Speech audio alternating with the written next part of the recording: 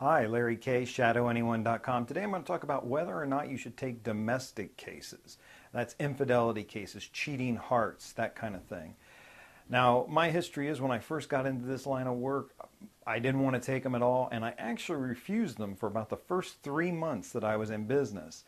People would call me and ask me if I take these, and I would just flat out tell them I don't work domestic cases, and I would actually refer them out to our state association, and they would farm them out to investigators. Now, quickly, as you know, if you've ever started any business, you can't really afford to turn down a lot of work. And I realized that because I did not have a steady uh, clients, I didn't have those law firms lined up yet.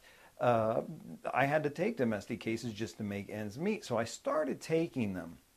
Now, one of the flip sides is I became very well liked with the state association because these investigators were getting cases with no marketing costs that I was referring to them, so they knew me and they liked me right away. Just a side effect that I hadn't expected. But I want to talk to you real quickly about the pros and the cons of taking domestic cases. And I'm going to talk about the cons first, the downsides of taking domestic cases. One of the downsides is you work a case like that, you work it once. That person, now they may use you a couple of times, two, three times, but really you've got that client one time. So all the marketing costs that you've got into getting that person, be it, well, back then, phone book or whatever it is you're doing that infidelity cases are calling you, you've got those marketing costs all over again for every single client. And you have to educate each client every time you take on somebody, a private citizen as a client. You've got to teach them what to expect, what you can do, what you can't do, those types of things. So there's this built-in extra time and energy. And if you don't set those expectations properly for the client, they can be disappointed. So those are some negative things with taking infidelity cases. One more negative thing is I don't care if you follow someone every day for a week. If you lose them on day 7 and nothing has been happening, but the first time you lose them, that's when your client is going to swear, well, that was the time.